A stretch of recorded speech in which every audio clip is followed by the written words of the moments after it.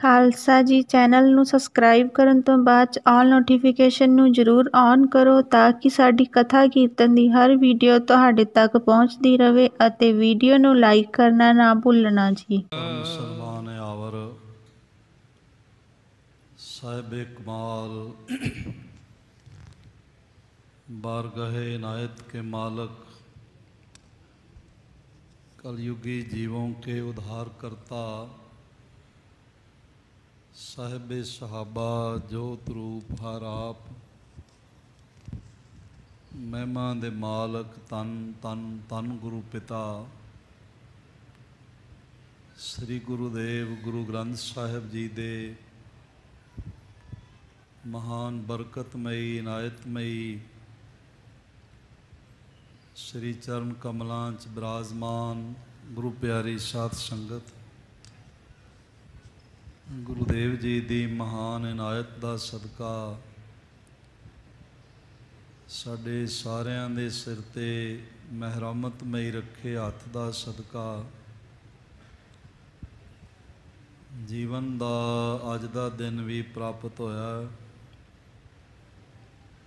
और इस नवे दिन की जो नवे जन्म समान है शाम अजीज़ुल नवाज गनीमुल खराज पातशाह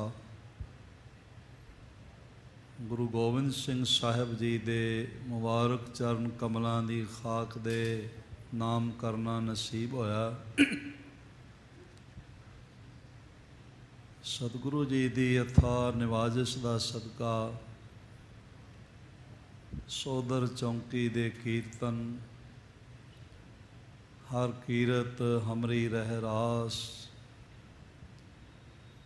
आरती अरदास ते फिर साहिब जी दे हुक्मनामे आपने प्रेम सहित सरवण कीते ने। कुछ समा होर महिमा दे मालक मेरियां पीरियां दे दाते अकाल पुरख दा सिंघासन संसार ते प्रगट करने वाले सतगुरु गुरु हरगोबिंद साहिब महाराज जी दियां पावन जीवन कथड़ियाँ बाबाणियाँ कहानियाँ गुरु शब्द इतिहास विचार रही गुरु दीदार दी मन रूपी नेत्रां नाल झलक प्राप्त होवे। एकाग्रता अदब ते आनंद दी दात झोली च पै सके। इसलिए जितने माता भराता हाजरीन हाज़री पर रहे हो पेशतर छोटी जही ध्यान साधना है। दोवां हत्थां नूं हिरदे दे सामने जोड़दियां नेत्र बंद करके ऐसा गहराई तो महसूस करिए कि साडा सीस गुरु हरगोबिंद साहिब जी दे चरण कमलों ते टिकिया है ते साहिब जियां ने मेहर भरिया हथ साडे सिर ते रखिया होया। गुरुदेव जी दे शब्द रूपी कदमां नूं गलवकड़ी करदियां चरण चुमदियां होया गुरु की अमृत फतेह द्वारा सांझ बनाइए। वाहिगुरु जी का खालसा वाहिगुरु जी की फतेह। कल तक सरवण करदियां इतना प्रेम सहित आपने सरवण किया कि साहिब श्री गुरु हरगोबिंद साहब महाराज जी दे अनिन सेवक बहादुर बाबा बिधि चंद जी जब दूजा घोड़ा सुहेला लैके महाराज जी दे चरणों च पहुँचे ते साहिब जी नूं बेनतियां कीतियां महाराज आप जी दे दास ने उत्थे सारा कुछ सच सच दस दिता भी घोड़े दा मालक कौन है चुरा के कौन लै जा रहा। दरअसल जिसनों तुसी चोर समझदे हो मालक दा ਕਰਿੰਦਾ ਹੈ, ਮੈਂ ਘੋੜੇ ਚੁਰਾ ਕੇ ਨਹੀਂ ਲੈ ਜਾ ਰਿਹਾ, ਬਲਕਿ ਵਿਉਂਤ ਬਣਾ ਕੇ ਸਤਿਗੁਰੂ ਜੀ ਦੀ ਸਵਾਰੀ ਤੁਹਾਡੇ ਕੋਲੋਂ ਜੋ ਤੁਸੀਂ ਖੋਹ ਕੇ ਲਿਆਂਦੀ ਸੀ ਵਾਪਸ ਲੈ ਜਾ ਰਹੇ ਹੋ। ਚੋਰੀ ਹੁੰਦੀ ਹੈ ਜੇ ਕਿਸੇ ਦੂਜੇ ਦਾ ਮਾਲ, ਕਿਸੇ ਦੂਜੇ ਦਾ ਧਨ, ਬਸਤਰ ਆਦਿ ਕੋਈ ਚੁਰਾ ਲਵੇ, ਪਰ ਆਪਣਾ ਹੀ ਧਨ ਵਾਪਸ ਲਿਆਵੇ, ਉਸ ਨੂੰ ਦੁਨੀਆ ਦਾ ਕੋਈ ਕਾਨੂੰਨ ਚੋਰੀ ਨਹੀਂ ਕਹਿ ਸਕਦਾ। ਬਈ ਆਪਣਾ ਧਨ ਵਾਪਸ ਲਿਆਂਦਾ, ਕੋਈ ਲੈ ਗਿਆ ਸੀ ਆਪਣਾ ਸਾਜੋ ਸਮਾਨ ਵਾਪਸ ਲਿਆਂਦਾ, ਇਹ ਚੋਰੀ ਨਹੀਂ ਹੁੰਦੀ।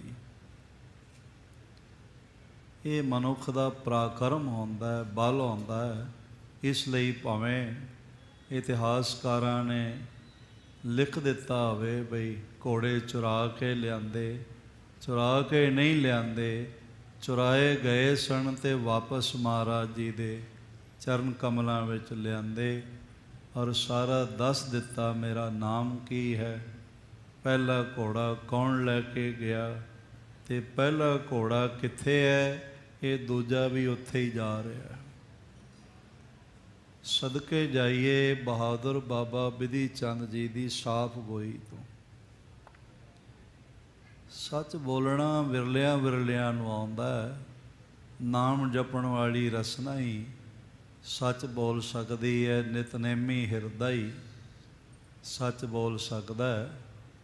ਪਰ ਜੇ ਨਿਰਾ ਪਖੰਡ ਦਾ ਹੀ ਗੁਟਕਾ ਪਕੜਿਆ ਹੋਵੇ ਫਿਰ ਗੱਲ ਵੱਖਰੀ। ਲੋਕ ਇਸ ਤਰ੍ਹਾਂ ਦੇ ਤੁਹਾਨੂੰ ਜਗ੍ਹਾ ਜਗ੍ਹਾ ਪਖੰਡੀ ਮਿਲ ਜਾਵਣਗੇ, ਸਹੁੰ ਖਾ ਖਾ ਕੇ ਆਪਣੇ ਮਕਸਦ ਹੱਲ ਕਰਦੇ ਹੋਏ ਅਤੇ ਦਿਖਾਵੇ ਦੇ ਗੁਟਕੇ ਪਕੜਦੇ ਹੋਏ ਮਿਲ ਜਾਣਗੇ ਤੁਹਾਨੂੰ।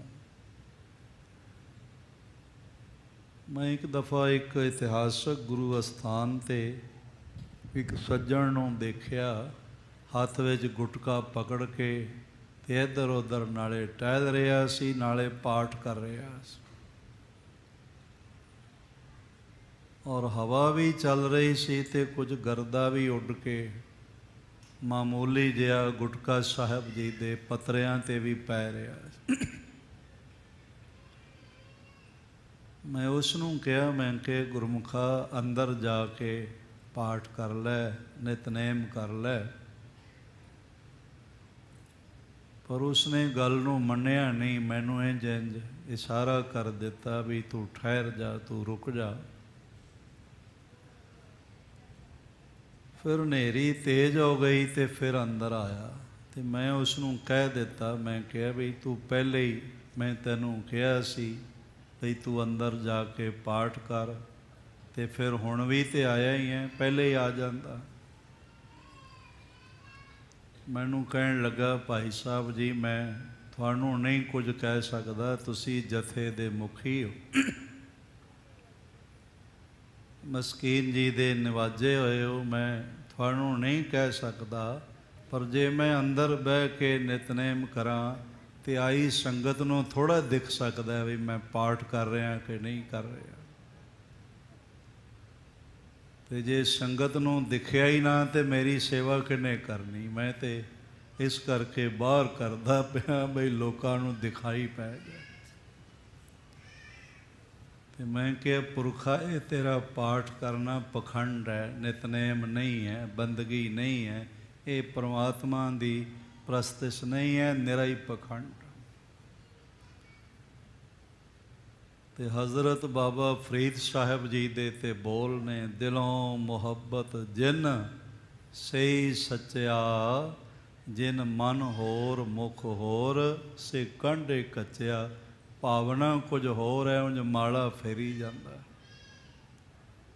ਅਤੇ ਮਾਲਾ ਫੇਰਦਾ ਉੱਥੇ ਹੀ ਹੈ ਜਿੱਥੇ ਕੋਈ 10-20 ਸੱਜਣ ਆਉਂਦੇ ਜਾਂਦੇ ਹੋਣ ਅਤੇ ਦਿਖਾਈ ਪਵੇ ਭਈ ਬੜੀ ਮਾਲਾ ਫੇਰਦਾ, ਬੜਾ ਅੱਖਾਂ ਬੰਦ ਕਰਕੇ ਬੈਠਾ ਹੈ। ਮਹਾਰਾਜ ਕਹਿੰਦੇ ਨੇ, ਅੱਖੀਂ ਤਾਂ ਮੀਟਾ ਹੈ, ਨਾਕ ਪਕੜੈ ਠੱਗਣ ਕੋ ਸੰਸਾਰ। ਇਹ ਸੰਸਾਰ ਨੂੰ ਠੱਗਣ ਵਾਸਤੇ ਇਹਨਾਂ ਨੇ ਬਗਲ ਸਮਾਧੀ ਲਾਈ ਹੋਈ ਹੈ।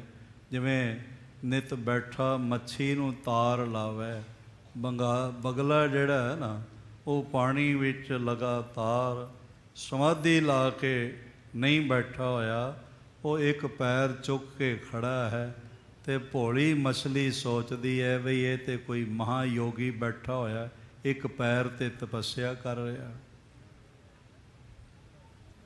ਉਹ ਵਿਸਾਹ ਕਰ ਲੈਂਦੀ ਹੈ ਤੇ ਪੈਰੀਂ ਹੱਥ ਲਾਉਣ ਵਾਸਤੇ ਆਉਂਦੀ, ਬਈ ਭਗਤ ਜੀ ਬੈਠੇ ਹੋਏ ਨੇ, ਸਫੈਦ ਰੰਗ ਦੇ ਬਸਤਰ ਪਾਏ ਨੇ, ਇੱਕ ਪੈਰ ਤੇ ਭਗਤ ਜੀ ਖੜੇ ਨੇ। ਉਹ ਜੈਸੇ ਪੈਰ ਚੁੰਮਣ ਲੱਗਦੀ ਹੈ, ਉਹ ਭਗਤ ਦੂਜਾ ਪੈਰ ਉੱਤੇ ਰੱਖ ਦਿੰਦਾ ਹੈ ਤੇ ਉਹ ਵਿਚਾਰੀ ਉਹਦਾ ਖੁਰਾਕ ਬਣ ਜਾਂਦੀ। ਇਤਨਾ ਅਧਰਮ ਦੁਨੀਆ 'ਤੇ ਕਿਸੇ ਰਾਜਨੀਤਿਕ ਦੁਆਰਾ ਨਹੀਂ ਹੋਇਆ, ਕਿਸੇ ਸਰਕਾਰ ਦੁਆਰਾ ਨਹੀਂ ਹੋਇਆ, ਕਿਸੇ ਚੋਰ ਦੁਆਰਾ ਨਹੀਂ ਹੋਇਆ, ਜਿਤਨਾ ਅਧਰਮ ਪਖੰਡੀ ਧਾਰਮਿਕ ਲੋਕਾਂ ਦੁਆਰਾ ਹੋਇਆ। ਇਹਨਾਂ ਨੇ ਤੇ ਵੰਡੀਆਂ ਪਾ ਕੇ ਰੱਖ ਦਿੱਤੀਆਂ।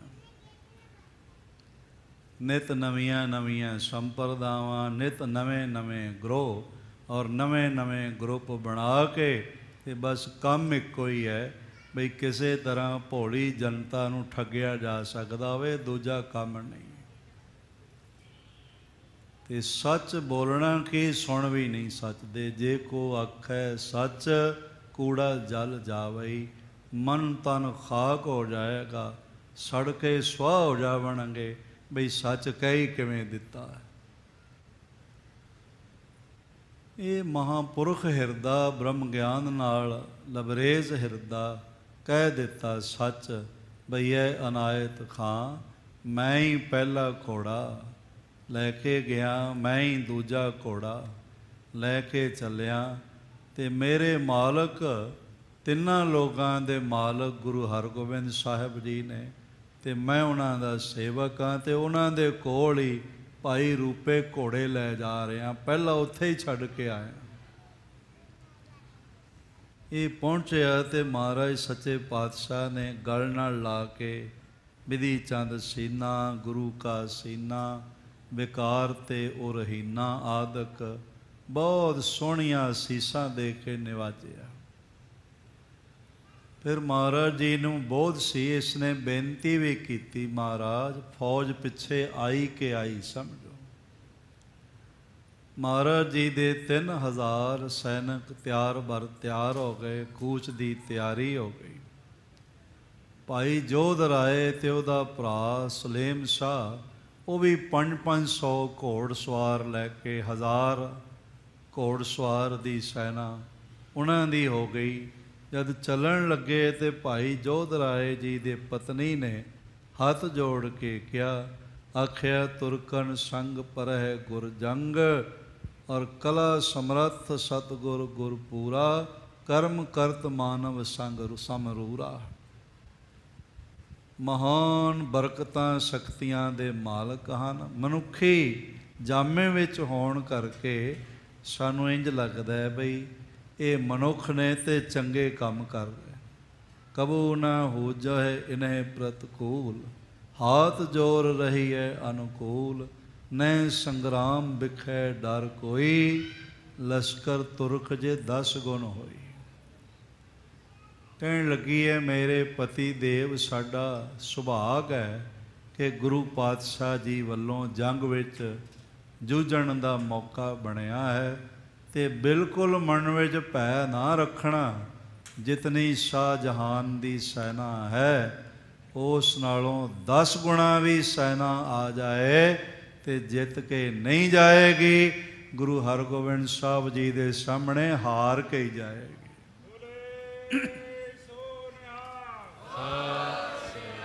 ਭਾਈ ਜੋਧ ਰਾਏ ਵੀ ਬੜੇ ਖੁਸ਼ ਹੋਏ, ਬੜੇ ਪ੍ਰਸੰਨ ਹੋਏ। ਸ੍ਰੀ ਹਰਗੋਬਿੰਦ ਸਭਨ ਭੁਲਾਵੈ, ਸਤਿਗੁਰ ਹਤੈ ਜੀਤ ਕੋ ਪਾਵੈ, ਨਹੀਂ ਸਾਹ ਤੇ ਕੀਜਹਿ ਤਰਾਸਾ, ਗੁਰ ਸਹਾਏ ਤੋ ਸਦਾ ਬਿਲਾਸ। ਕਿਸੇ ਬਾਦਸ਼ਾਹ ਤੋਂ, ਵਜ਼ੀਰ ਅਮੀਰ ਤੋਂ ਡਰਨ ਦੀ ਲੋੜ ਨਹੀਂ ਹੈ। ਜੇ ਸਤਿਗੁਰੂ ਸਹਾਇਤਾ 'ਤੇ ਹੋਵਣ ਤੇ ਫਿਰ ਹੈ ਮੇਰੇ ਪਤੀ ਦੇਵ ਸਦੀਵੀ ਆਨੰਦ ਬਣਿਆ ਰਹਿੰਦਾ ਹੈ। ਇਹ ਵਿਚਾਰ ਆਪ ਨੇ ਸਰਵਣ ਕੀਤੇ ਨੇ। ਅਗਲੀ ਵਿਚਾਰ ਸਰਵਣ ਕਰੀਏ ਪੇਸ਼ਤਰ ਆਖੋ ਧੰਨ ਗੁਰੂ ਹਰਗੋਬਿੰਦ ਸਾਹਿਬ ਜੀ ਮਹਾਰਾਜ। ਧੰਨ ਗੁਰੂ ਹਰਗੋਬਿੰਦ। ਇੱਕ ਵਾਰੀ ਫਿਰ ਸਾਰੇ ਆਖੋ ਜੀ, ਧੰਨ ਗੁਰੂ ਹਰਗੋਬਿੰਦ ਸਾਹਿਬ। ਧੰਨ ਗੁਰੂ ਹਰਗੋਬਿੰਦ ਸਾਹਿਬ ਜੀ ਮਹਾਰਾਜ। ਸਨਮੁਖ ਹਤੋ ਸਤਰ ਰਣ ਵਿਖੈ। ਸਾਹਮਣੇ ਹੋ ਕੇ ਜੰਗ ਕਰਨਾ।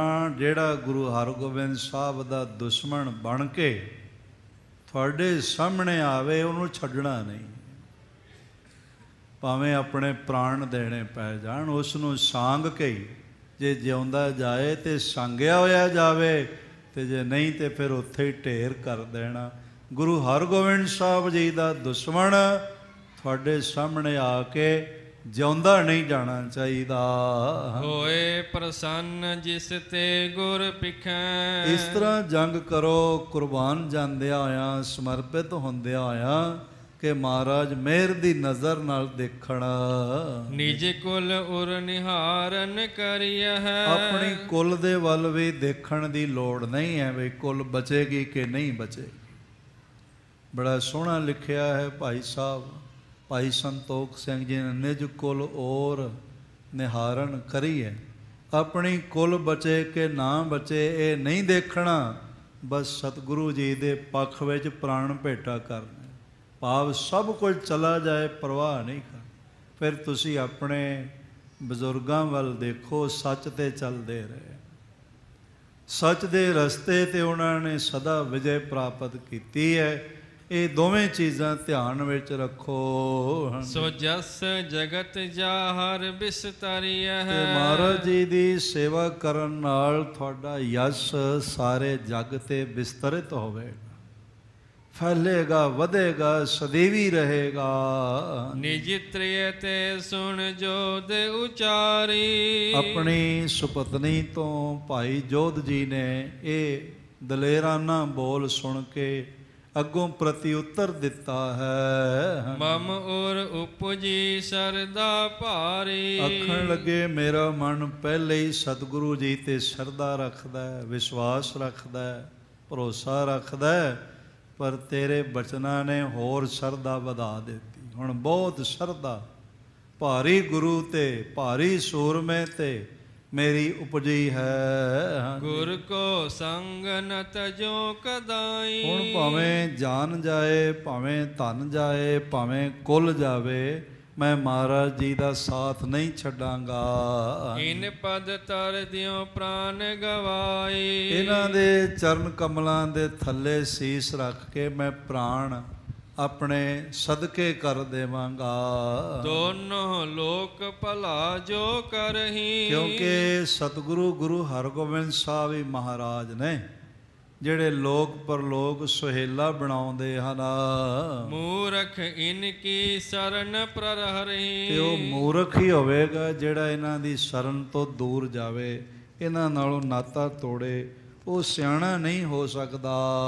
ਜਿਉਂ ਜਿਉਂ ਰਣ ਮਹਿ ਆਏ ਸਦੈ ਹੈ। ਅੱਜ ਵੀ ਮੈਂ ਅਰਜ਼ ਕਰਾਂ, ਸ੍ਰੀ ਅਕਾਲ ਤਖਤ ਸਾਹਿਬ, ਬਾਕੀ ਦੇ ਤਖਤ ਸਾਹਿਬਾਨ, ਇਹਨਾਂ ਦੇ ਆਦੇਸ਼ ਤੇ ਸੰਦੇਸ਼ ਤੋਂ ਜਿਹੜਾ ਮੁਨਕਰ ਹੁੰਦਾ ਹੈ ਨਾ, ਉਹ ਭਾਈ ਸਾਹਿਬ ਜੀ ਦੀ ਲਿਖਤ ਮੁਤਾਬਕ ਮੂਰਖ ਹੀ ਹੈਗਾ, ਸਿਆਣਾ ਨਹੀਂ। ਭਾਵੇਂ ਡਿਗਰੀਆਂ ਦੇ ਪੱਟੇ ਬਥੇਰੇ ਗਲ 'ਚ ਪਾ ਕੇ ਲਟਕਾ ਕੇ ਫਿਰਦਾ ਹੋਵੇ ਵੀ ਮੈਂ ਬੜਾ ਸਿਆਣਾ ਹਾਂ, ਮੈਂ ਬੜਾ ਬੁੱਧੀਮਾਨ ਹਾਂ, ਮੈਂ ਬੜਾ ਕੁਆਲੀਫਾਈਡ ਹਾਂ, ਪਰ ਜੇ ਝੂਠ ਦਾ ਸਹਾਰਾ ਲੈਂਦਾ ਤੇ ਸਤਿਗੁਰੂ ਤੋਂ ਬੇਮੁਖ ਹੁੰਦਾ ਹੈ, ਤਖਤ ਸਾਹਿਬਾਨ ਤੋਂ ਬੇਮੁਖ ਹੁੰਦਾ ਹੈ, ਫਿਰ ਮੂਰਖਾਂ ਸਿਰ ਮੂਰਖ ਹੈ, ਸਿਆਣਾ ਨਹੀਂ ਆਖਿਆ ਜਾ ਸਕਦਾ। ਹਾਂ, ਸਿਆਣੇ ਮਨੁੱਖ ਇਸ ਗੱਲ ਨੂੰ ਸਮਝਦੇ, ਪ੍ਰਵਾਨ ਕਰਦੇ ਨੇ। ਉਹ ਸਤਿਗੁਰੂ ਸਾਹਿਬ ਜੀ ਦਾ, ਸਤਿਗੁਰੂ ਸਾਹਿਬ ਜੀ ਦੁਆਰਾ ਥਾਪੇ ਹੋਏ, ਪ੍ਰਗਟ ਕੀਤੇ ਹੋਏ ਤਖਤ ਸਾਹਿਬਾਨ ਦਾ, ਸ੍ਰੀ ਅਕਾਲ ਤਖਤ ਸਾਹਿਬ ਜੀ ਦਾ ਦਿਲੋਂ ਸਨਮਾਨ ਕਰਦੇ। ਉਹਨਾਂ ਨੂੰ ਆਕੀ ਹੁੰਦੇ ਨਹੀਂ ਦੇਖਿਆ ਜਾ ਸਕਦਾ, ਬਾਗੀ ਹੁੰਦੇ ਨਹੀਂ ਦੇਖਿਆ ਜਾ ਸਕਦਾ। ਇਹ ਮੂਰਖ ਲੋਕ ਨੇ ਜੋ ਸਿੱਖੀ ਲਿਬਾਸ ਵਿੱਚ ਹੋਣ ਦੇ ਬਾਵਜੂਦ ਇਹ ਮੂਰਖਪਣਾ ਕਰਦੇ ਨੇ। ਬੜਾ ਸੋਹਣਾ ਕਿਹਾ ਭਾਈ ਜੋਧ ਜੀ ਨੇ, ਮੂਰਖ ਇਨ ਕੀ ਸ਼ਰਨ ਪ੍ਰਹਰੀ। ਮੂਰਖ ਹੁੰਦੇ ਨੇ ਜੋ ਇਹਨਾਂ ਦੀ ਸ਼ਰਨ ਤੋਂ ਪਾਸੇ ਹੁੰਦੇ ਹਨ। ਜਹਾਂ ਪਠੈ ਜਹ ਸੰਗਲ ਰਹਿ, ਜੈਸੇ ਜਿਉਂ ਜਿਉਂ ਰਣ ਮੈਂ ਆਏ ਸਦੈ ਹੈ, ਜਹਾਂ ਪਠੈ ਜੇ ਸੰਗ ਲਰੈ। ਜੋ ਜੋ ਮਹਾਰਾਜ ਆਗਿਆ ਦੇਣਗੇ, ਜਿਹੜੇ ਦਲ ਨਾਲ ਮੁਕਾਬਲਾ ਕਰਨ ਲਈ ਕਹਿਣਗੇ, ਜਿਸ ਥਾਂ ਜੰਗ ਕਰਨ ਲਈ ਭੇਜਣਗੇ, ਤਹਿ ਘਾਲੋ ਕਮਸਾਨ ਕਨੇਰਾ। ਮੈਂ ਉੱਤੇ ਪੂਰਾ ਬਲ ਲਾ ਕੇ ਕਮਸਾਨ ਦਾ ਜੰਗ ਕਰਾਂਗਾ। ਸੁਣੀਐ ਇਹਾਂ ਜਥਾ ਬਲ ਮੇਰਾ, ਇੱਥੋਂ ਤੱਕ ਜਿੱਥੋਂ ਤੱਕ ਮੇਰਾ ਬਲ ਹੈਗਾ ਹੈ। ਇਮ ਦੰਪਤ ਕਹਿ ਆਪਸ ਮਾਹੀ। ਇਸ ਤਰ੍ਹਾਂ ਦੋਵੇਂ ਪਤੀ ਪਤਨੀ ਆਪਸ ਵਿੱਚ ਗੱਲਬਾਤ ਕਰ ਰਹੇ ਨੇ ਤੇ ਖੁਸ਼ ਹੋ ਰਹੇ, ਪ੍ਰਸੰਨ ਹੋ ਰਹੇ, ਕਿਉਂਕਿ ਦਲੇਰ ਸੀ, ਚੰਗੇ ਖਾਨਦਾਨ ਦੀ ਸੀ, ਚੰਗੇ ਸੰਸਕਾਰਾਂ ਵਾਲੀ ਸੀ ਤੇ ਸਤਿਗੁਰੂ ਜੀ ਦਾ ਚੰਗਾ ਮਨ ਵਿੱਚ ਪ੍ਰਭਾਵ ਹੈਗਾ ਸੀ। ਤੇ ਜੇ ਕੋਈ ਉਹ ਜਿਹੀ ਹੁੰਦੀ ਤੇ ਉਹਨੇ ਕਹਿਣਾ ਸੀ ਬਾਕੀਆਂ ਨੂੰ 10-20 ਬੰਦੇ ਭੇਜ ਦਿਓ, ਇਹੋ ਜਿਹੇ ਬਾਬੇ ਤਾਂ ਰੋਜ਼ ਆ ਜਾਣਗੇ ਸੈਨਾ ਲੈਣ ਵਾਸਤੇ। ਜੇ ਮਜਬੂਰੀ ਹੈ 10-20 ਭੇਜ ਦਿਓ, ਥੋੜ੍ਹਾ ਬਹੁਤਾ ਆਪ ਨਾਲ ਚਲੇ ਜਾਓ ਤੇ ਕਹੋ ਜੀ ਮੈਂ ਮਜਬੂਰ ਹਾਂ, ਇੰਨਾ ਹੀ ਹੈ ਮੇਰੇ ਕੋਲ, ਤੇ ਵਾਪਸ ਆ ਜਾਓ। ਸਾਡੀ ਜਾਨ ਬਚੀ ਰਹੇਗੀ ਤੇ ਸਭ ਕੁਝ ਹੋਵੇਗਾ। ਇਹ ਵੀ ਮੂਰਖਤਾ ਪੂਰਨ ਸੋਚ ਹੈ ਕਿ ਮੇਰੀ ਜਾਨ ਬਚੀ ਰਹੇਗੀ। ਜਾਨ ਤੇ ਕਿਸੇ ਦੀ ਬਚੀ ਨਹੀਂ ਅਜੇ ਤੱਕ, ਨਾ ਸੂਰਜ ਦੀ, ਨਾ ਚੰਦਰਮੇ ਦੀ, ਨਾ ਕੰਗਾਲ ਦੀ, ਨਾ ਮਾਲਾ ਮਾਲ ਦੀ, ਨਾ ਰਾਜੇ ਦੀ, ਨਾ ਰੰਕ ਦੀ। ਕਿਸ ਦੀ ਜਾਨ ਬਚੀ ਹੋਈ? ਬੜੇ ਸੰਸਾਰ 'ਤੇ ਆਏ। ਮਹਾਰਾਜ ਗੁਰੂ ਗੋਬਿੰਦ ਸਿੰਘ ਸਾਹਿਬ ਜੀ ਦੇ ਤਾਂ ਵੱਡੇ ਬੋਲ ਨੇ, ਕਹਿੰਦੇ ਨੇ ਏਕ ਸਿਵ ਭਏ, ਏਕ ਗਏ, ਏਕ ਫਿਰ ਭਏ, ਰਾਮ ਚੰਦਰ ਕ੍ਰਿਸ਼ਨ ਕੇ ਅਵਤਾਰ ਵੀ ਅਨੇਕ ਹੈ। ਕੋਈ ਇੱਕ ਵਾਰੀ ਥੋੜ੍ਹੀ ਆਏ, ਬੜੀ ਵਾਰੀ ਜਾਨ ਗਈ, ਬੜੀ ਵਾਰੀ ਸਰੀਰ ਗਿਆ। ਕਬੀਰੇ ਤਨ ਜਾਏਗਾ, ਕਵਨੇ ਮਾਰਗ ਲਾਏ। ਇਹ ਤਾਂ ਨਿਰਸੰਦੇਹ ਸਰੀਰ ਨੇ ਜਾਣਾ ਹੀ। ਜਿਹੜੇ ਸਰੀਰ ਨੂੰ ਸੰਭਾਲਣ 'ਚ ਲੱਗੇ ਰਹਿੰਦੇ ਵੀ ਮੂਰਖ ਹੀ ਨੇ। ਬਈ ਸਰੀਰ ਨੂੰ ਆਹ ਨਾ ਹੋ ਜਾਏ, ਸਰੀਰ ਨੂੰ ਆਹ ਨਾ ਹੋ ਜਾਏ, ਭਾਵੇਂ ਗੁਰਦੁਆਰੇ ਜਾਣਾ ਰਹਿ ਜਾਏ, ਭਾਵੇਂ ਨਾਮ ਜਪਣਾ ਰਹਿ ਜਾਏ, ਭਾਵੇਂ ਸੇਵਾ ਕਰਨੀ ਰਹਿ ਜਾਏ, ਬਈ ਕੌਣ ਦੱਸੇ ਪੁਰਖਾ ਇਹ ਤਾਂ ਜਾਣਾ ਹੀ ਜਾਣਾ, ਇਹ ਨਹੀਂ ਰੁਕੇਗਾ। ਕਬੀਰੇ ਤਨ ਜਾਏਗਾ, ਕਵਨੇ ਮਾਰਗ ਲਾਏ। ਕਿਹੜੇ ਮਾਰਗ ਲਾਈਏ? ਕਹਿੰਦੇ ਨੇ ਕੈ ਸੰਗਤ ਕਰ ਸਾਧਕੀ, ਕੈ ਹਰ ਕੇ ਗੁਣ ਗਾਏ। ਜਾਂ ਤੇ ਨਾਮ ਜਪਣ ਵਾਲਿਆਂ ਦੀ ਸੰਗਤ ਕਰ, ਸੇਵਾ ਕਰ, ਜਾਂ ਨਾਮ ਜਪ।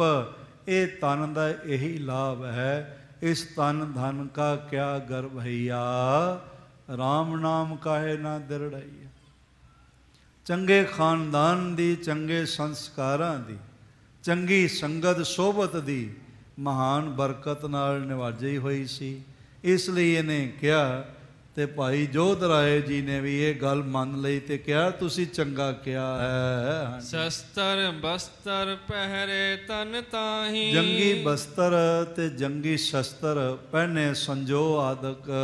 ਚੜ੍ਹ ਤੁਰੰਗ ਪਰ ਤਬ ਚਲ ਆਇਓ, ਤੇ ਘੋੜੇ ਤੇ ਸਵਾਰ ਹੋ ਕੇ ਗੁਰੂ ਹਰਗੋਬਿੰਦ ਸਾਹਿਬ ਮਹਾਰਾਜ ਜੀ ਦੇ ਪੜਾ ਤੇ ਆ ਪਹੁੰਚਿਆ ਹੈ। ਗੁਰ ਪਗ ਪੰਕਜ ਸੀਸ ਨਿਵਾਇਓ, ਤੇ ਸਾਹਿਬ ਜੀ ਦੇ ਸ੍ਰੀ ਚਰਨ ਕਮਲਾਂ ਤੇ ਸੀਸ ਝੁਕਾਇਆ ਹੈ। ਭਰਾਤ ਸਲੇਮ ਸਾਹੋ ਕੋ ਆਨਾ, ਇਹਦਾ ਭਰਾ ਸਲੇਮ ਸਾਹ ਵੀ ਨਾਲ ਆਇਆ। ਦੋਨੋਂ ਜੋਧਾ ਬਲੀ ਮਹਾਨਾ, ਤੇ ਦੋਵੇਂ ਹੀ ਮਹਾਨ ਸੂਰਮੇ ਹਨ, ਮਹਾਨ ਬਲੀ ਹਨ।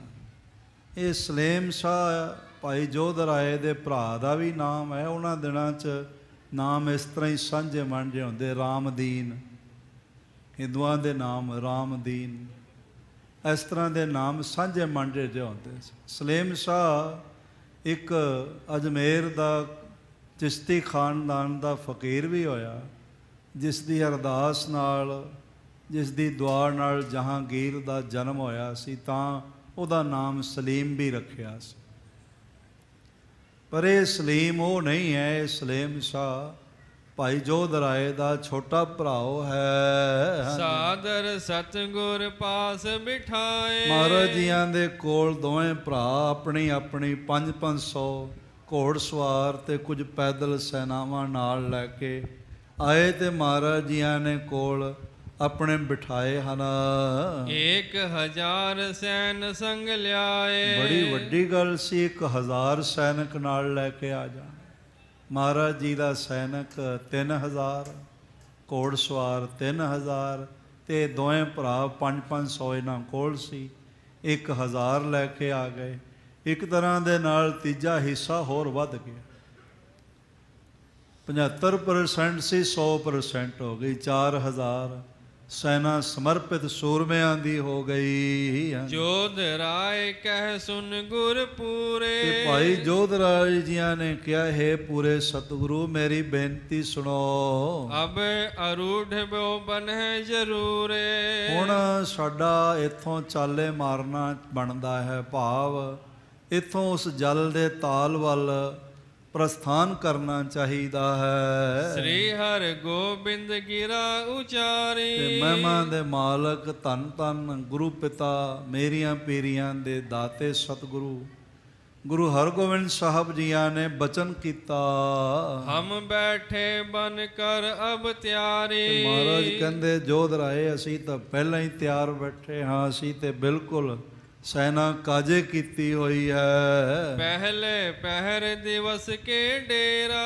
ਤੇ ਪਹਿਲੇ ਪਹਿਰ ਹੀ ਦਿਨ ਦੇ ਸਾਰਾ ਜਿਹੜਾ ਡੇਰਾ ਹੈ ਲੈ ਕੇ ਗਮਨ ਹੈ ਕਰਹਿ ਤਾਲ ਜਲ ਘੇਰਾ। ਉੱਥੇ ਪਹੁੰਚ ਕੇ ਤੇ ਸਾਰੀ ਸੈਨਾ ਉਸ ਤਾਲ ਦਾ ਪਾਣੀ ਦੇ ਸਰੋਵਰ ਦਾ ਘੇਰਾ ਬਣਾ ਲਵੇਗੀ। ਨਾਮ ਜਾਨ ਭਾਈ ਹੈ ਮੇਲਾ। ਇਸੇ ਤਰ੍ਹਾਂ ਇੱਕ ਘੋੜਾ ਜਿਸ ਦਾ ਨਾਮ ਜਾਨ ਭਾਈ ਮਹਾਰਾਜ ਜੀ ਨੇ ਰੱਖਿਆ ਸੀ, ਉਸ ਨੂੰ ਨਾਲ ਲਿਆ। ਧਰ ਦੋ ਸਰ ਕੋ ਨਾਮ ਸੁਹੇਲਾ। ਇੱਕ ਦਾ ਨਾਮ ਜਾਨ ਭਾਈ ਹੈ, ਦੂਜੇ ਦਾ ਨਾਮ ਸੁਹੇਲਾ ਹੈ। ਜਬਰ ਜਵਾਹਰ ਜੀਨ ਜਰਾਉ। ਬਹੁਤ ਸੋਹਣੀ ਮਜ਼ਬੂਤ ਹੀਰੇ ਜਵਾਹਰਾਤਾਂ ਨਾਲ ਜੜੀਆਂ ਹੋਈਆਂ ਕਾਠੀਆਂ। ਦੋਨੋਂ ਪਰ ਸੋਭਤ ਦੁਤ ਦਾਉ। ਤੇ ਬਹੁਤ ਸੋਹਣੀ ਰੌਸ਼ਨੀ ਜਿਨ੍ਹਾਂ ਚੋਂ ਨਿਕਲਦੀ ਹੈ, ਦਗਮਗ ਜਗਮਗ ਕਰਦੀਆਂ ਪਈਆਂ, ਉਹ ਦੋਹਾਂ ਤੇ ਪਾਈਆਂ ਹੋਈਆਂ ਹਨ। ਕਹਿਓ ਜਾਨ ਭਾਈ ਮੰਗਵਾਇਓ। ਇਸ ਤਰ੍ਹਾਂ ਮਹਾਰਾਜ ਜੀਆਂ ਨੇ ਕਿਹਾ ਵੀ ਜਾਨ ਭਾਈ ਘੋੜੇ ਨੂੰ ਲੈ ਆਵੋ। ਸ਼ਰਮਤ ਸੁਹੇਲਾ ਲਖ ਨ ਅਨਾਇਓ। ਪਰ ਜਿਹੜਾ ਸੁਹੇਲਾ ਘੋੜਾ ਹੈ ਜੋ ਬਾਅਦ ਵਿੱਚ ਆਇਆ, ਉਹ ਥੱਕਿਆ ਹੋਇਆ ਆਇਆ। ਉੱਚੇ ਕਿਲੇ ਦੀ ਦੀਵਾਰ ਤੋਂ ਦਰਿਆ ਵਿੱਚ ਛਲਾਂਗ ਲਾਈ, ਫਿਰ ਸਾਰਾ ਸਫ਼ਰ ਤੈਅ ਕਰਕੇ ਆਇਆ, ਉਹ ਥੱਕਿਆ ਹੋਇਆ ਹੈ। ਇਸ ਲਈ ਉਹਨੂੰ ਨਾ ਲਿਆਓ ਕਾਠੀ ਪਾ ਕੇ ਸਵਾਰੀ ਕਰਨ ਲਈ। ਕੋਤਲ ਚਲੈ ਸੰਗ ਡੁਰ ਆਇਓ। ਔਰ ਇਸ ਢੰਗ ਦੇ ਨਾਲ ਇਹ ਘੋੜੇ ਬਹੁਤ ਮਹਾਨ, ਕੋਤਲ ਕਹਿੰਦੇ ਨੇ ਜਿਹਨੂੰ ਬਾਦਸ਼ਾਹ ਦੀ ਸਵਾਰੀ ਲਈ ਨਾਲ ਨਾਲ ਲਈ ਜਾਂਦੇ। ਕਈ ਵਾਰੀ ਇੱਕ ਘੋੜਾ ਥੱਕ ਜਾਂਦਾ ਹੈ ਤੇ ਦੂਜਾ ਬਦਲਣਾ ਹੁੰਦਾ, ਤੇ ਫਿਰ ਉਸ ਘੋੜੇ ਨੂੰ ਕੋਤਲ ਕਹਿੰਦੇ ਵੀ ਜਿਹੜਾ ਨਾਲ ਚੱਲਦਾ ਹੈ। ਇੱਕ ਵਧੀਕ ਘੋੜਾ ਨਾਲ ਸਵਾਰੀ ਲਈ ਮਹਾਰਾਜ ਸੱਚੇ ਪਾਤਸ਼ਾਹ ਜੀ ਨਾਲ ਵੀ ਇਹ ਦੋ ਚੱਲਦੇ ਸੀ, ਔਰ ਇਸ ਢੰਗ ਦੇ ਨਾਲ ਬਿਨਾਂ ਸਵਾਰੀ ਤੋਂ। ਸੁਨ ਗੁਰ ਹੁਕਮ ਤੁਰਤ ਲੈ ਆਇਓ। ਇਸ ਨੂੰ ਸੋਹਣੀ ਡੋਰ ਨਾਲ ਬੰਨਿਆ ਹੋਇਆ, ਡੋਰ ਲਾਇਆ ਹੋਇਆ।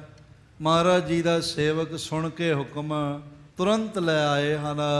ਜੋਧਾ ਰਾਏ ਕੋ ਕਰ ਗੁਰ ਗਹਿਓ। ਤੇ ਮਹਾਨ ਜੋਧਾ ਭਾਈ ਜੋਧ ਰਾਏ ਜੀ ਦਾ ਹੱਥ ਮਹਾਰਾਜ ਨੇ ਆਪਣੇ ਹੱਥ ਵਿੱਚ ਪਕੜ ਲਿਆ। ਜਿਉਂ ਹੱਥ ਪਕੜਿਆ ਨਾ, ਇਸ ਤਰ੍ਹਾਂ ਲੱਗਿਆ ਜਿਵੇਂ ਵਿਦੁੱਤ ਸ਼ਕਤੀ ਉਹਦੇ ਸਰੀਰ ਵਿੱਚ ਕੌਂਦ ਗਈ ਹੋਵੇ, ਜਿਵੇਂ ਬਿਜਲੀ ਦਾ ਤਰੰਗਾਂ ਦਾ ਕਰੰਟ ਦੌੜ ਗਿਆ ਹੋਵੇ। ਇਸ ਤਰ੍ਹਾਂ ਉਸ ਨੂੰ ਆਪਣੇ ਸਰੀਰ ਵਿੱਚ ਤਾਕਤ ਮਹਿਸੂਸ ਹੋਈ, ਬਲ ਮਹਿਸੂਸ ਹੋਇਆ। ਆਗੇ ਹੋਏ ਤੁਰੰਗਮ ਲਹਿਓ। ਅੱਗੇ ਹੋ ਕੇ ਘੋੜਾ ਪਕੜ ਲਿਆ। ਕਰਹਿ ਸਰਾਹਨ ਤਬ ਆਰੋਹੇ। ਮਹਾਰਾਜ ਸੱਚੇ ਪਾਤਸ਼ਾਹ ਘੋੜੇ ਤੇ ਸਵਾਰ ਹਨ ਤੇ ਤਾਰੀਫ ਕਰ ਰਹੇ ਹਨ। ਮਨੋ ਬਿਸਨ ਖਗ ਪਤ ਪਰ ਸੋਹੇ। ਇਸ ਤਰ੍ਹਾਂ ਲੱਗਦਾ ਹੈ, ਭਾਈ ਸਾਹਿਬ ਲਿਖਦੇ ਨੇ, ਜਿਵੇਂ ਭਗਵਾਨ ਵਿਸ਼ਨੂੰ ਖਗਪਤ ਗਰੁੜ ਰਾਏ ਤੇ ਚੜੇ ਹੋਏ ਨੇ। ਗਰੁੜ ਭਗਵਾਨ ਵਿਸ਼ਨੂੰ ਦਾ ਰੱਥ ਹੈ ਨਾ, ਉਹਨਾਂ ਦੀ ਸਵਾਰੀ ਹੈ। ਗਰੁੜ ਚੜੇ ਗੋਬਿੰਦ ਆਏਲਾ, ਇਸ ਤਰ੍ਹਾਂ ਲੱਗ ਰਹੇ ਹਨ। ਕਹਿਓ ਰਾਏ ਤਵ ਨਿਜ ਹੈ ਚੜਿਓ। ਮਹਾਰਾਜ ਸੱਚੇ ਪਾਤਸ਼ਾਹ ਜੀ ਨੇ ਆਗਿਆ ਦਿੱਤੀ ਵੀ ਰਾਏ ਤੁਸੀਂ ਵੀ ਘੋੜੇ ਤੇ ਚੜੋ। ਉਹ ਵੀ ਸਵਾਰ ਹੋਇਆ। ਔਰ ਉਤਸਾਹ ਸਭਨ ਕੇ ਬੜਿਓ, ਤੇ ਜੰਗ ਵਾਸਤੇ ਸਾਰਿਆਂ ਦੇ ਮਨ ਵਿੱਚ ਬਹੁਤ ਚਾਅ ਹੋਇਆ ਹੈ। ਪਰੀ ਚੋਬ ਧੌਂਸਾ ਤੁੰਕਾਰ, ਫਿਰ ਨਗਾਰੇ ਤੇ ਚੋਬਾਂ ਲਾਈਆਂ ਗਈਆਂ ਤੇ ਧੌਂਸੇ ਦੀ ਆਵਾਜ਼ ਆਸਮਾਨਾਂ ਨੂੰ ਚੀਰਦੀ ਹੋਈ ਕਈ ਅਸਮਾਨਾਂ ਤੱਕ ਪਾਰ ਹੋ ਗਈ। ਸੁਨਤ ਅਰੁੜਿਓ ਤਬ ਦਲ ਸਾਰਾ, ਤੇ ਇਸ ਤਿਆਰੀ ਦੇ ਕੂਚ ਦੇ ਧੌਂਸੇ ਦੀ ਆਵਾਜ਼ ਸੁਣ ਕੇ ਜੈਕਾਰੇ ਗੁਜਾਉਂਦਾ ਹੋਇਆ ਸਾਰਾ ਮਹਾਰਾਜ ਜੀ ਦੇ ਸੈਨਿਕਾਂ ਦਾ ਦਲ ਵੀ ਮਹਾਰਾਜ ਜੀ ਦੀ ਜੈ ਜੈਕਾਰ ਕਰਦਾ ਹੋਇਆ ਇੱਕ ਵੱਡਾ ਜੈ ਜੈਕਾਰ ਦੀ ਆਵਾਜ਼ ਧੁਨ ਗੂੰਜੀ ਤੇ ਸਾਰੀ ਸੈਨਾ ਘੋੜਿਆਂ ਤੇ ਸਵਾਰ ਹੋ ਗਈ। 3000 ਚਮੂ ਗੁਰ ਕੇਰੀ, 3000 ਘੋੜ ਸਵਾਰ ਮਹਾਰਾਜ ਜੀ ਦੇ ਹਨ। ਕਾਂਗੜ ਪਤ 1000 ਤਿਸ ਬੇਰੀ, ਕਾਂਗੜ ਦੇ ਮਾਲਕ ਜੋਧਰਾਏ ਜੀ ਤੇ ਸਲੀਮ ਸ਼ਾਹ ਦੀ ਸੈਨਾ 1000 ਹੈ। ਚਤਰ ਸਹੰਸਰ ਸੰਗ ਚੜ ਚਾਲੀ, ਇਸ ਤਰ੍ਹਾਂ 4000 ਘੋੜ ਸਵਾਰ ਸੈਨਾ ਮਹਾਰਾਜ ਜੀਆਂ ਦੇ ਨਾਲ ਘੋੜਿਆਂ ਤੇ ਚੜ ਕੇ ਚੱਲੀ ਹੈ। ਲਰਬੇ ਹਿਤ ਚਿਤ ਚੌਂਪ ਵਿਸਾਲੀ, ਤੇ ਧਰਮ ਯੁੱਧ ਕਰਨ ਵਾਸਤੇ ਇਹਨਾਂ ਦੇ ਮਨ ਵਿੱਚ ਚਾਅ ਬੜਾ ਬਈ ਇੱਕ ਵਾਰੀ ਆ ਜਾਣ ਸਹੀ ਸਾਹਮਣੇ। ਆਪਣੇ ਖੰਡੇ ਲਿਸ਼ਕਾਉਂਦੇ ਜਾ ਰਹੇ ਨੇ, ਨੇਜੇ ਆਸਮਾਨਾਂ ਵੱਲ ਬੰਬਲਿਆਰੇ ਨੇਜੇ ਝੁਲਾਉਂਦੇ ਜਾ ਰਹੇ ਨੇ, ਨਿਸ਼ਾਨ ਝੁੱਲ ਰਹੇ ਨੇ ਔਰ ਨਗਾਰੇ ਵੱਜ ਰਹੇ ਨੇ ਤੇ ਜੈਕਾਰੇ ਗੱਜ ਰਹੇ। ਮਹਾਰਾਜ ਜੀ ਦੀ ਜੈ ਜੈਕਾਰ ਕਰਦੀਆਂ ਹੋਈਆਂ 4000 ਸੈਨਿਕ ਹੋਣ ਤੇ ਉਹਨਾਂ ਦੇ ਮਜ਼ਬੂਤ ਸਰੀਰ ਹੋਵਣ ਤੇ ਸਾਰੇ ਮਿਲ ਕੇ ਇਕੱਠੇ ਜੈਕਾਰੇ ਬੁਲਾ ਰਹੇ ਹੋਵਣ ਤੇ ਕਿੰਨੀ ਕੁ ਆਵਾਜ਼ ਹੋਏਗੀ।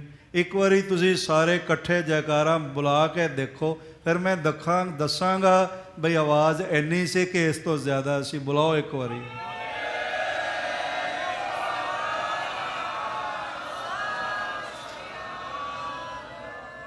ਇਸ ਤਰ੍ਹਾਂ ਹੀ ਆਵਾਜ਼ ਹੋਣੀ ਹੈ ਜਿਵੇਂ ਤੁਸੀਂ ਹੁਣ ਕਿਹਾ।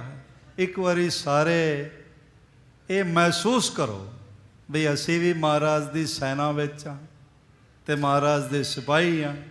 ਸਾਡੇ ਕੋਲ ਵੀ ਇੱਕ ਇੱਕ ਘੋੜਾ ਹੈ, ਸਾਡੇ ਕੋਲ ਵੀ ਉਹ ਹਥਿਆਰ ਨੇ, ਸ਼ਸਤਰ ਨੇ ਮਹਾਰਾਜ ਦੇ ਬਖਸ਼ੇ ਹੋਏ ਤੇ ਅਸੀਂ ਜੈਕਾਰੇ ਖੁਦ ਬੁਲਾ ਰਹੇ ਹਾਂ। ਜ਼ਰਾ ਇਹ ਸੋਚ ਕੇ ਇੱਕ ਜੈਕਾਰਾ ਬੁਲਾਓ।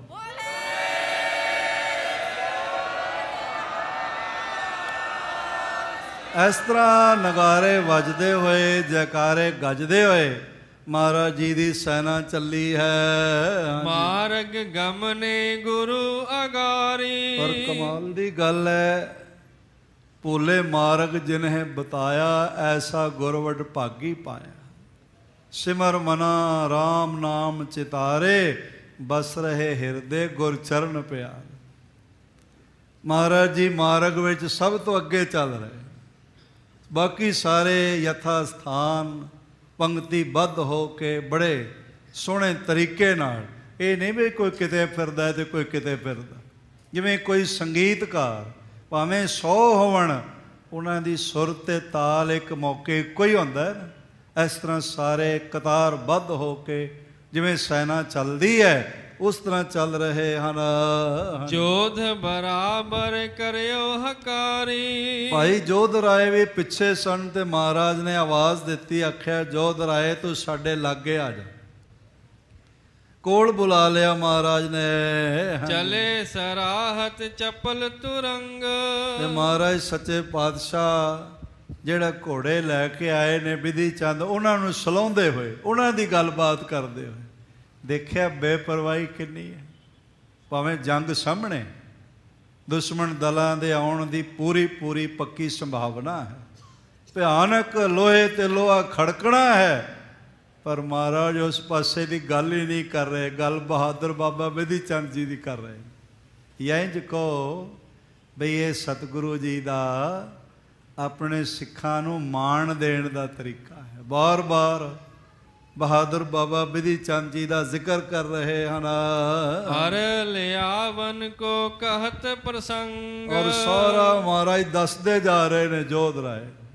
ਮਹਾਰਾਜ ਕਿਤਨੇ ਖੁਸ਼ ਹੋਏ ਹੋਣਗੇ।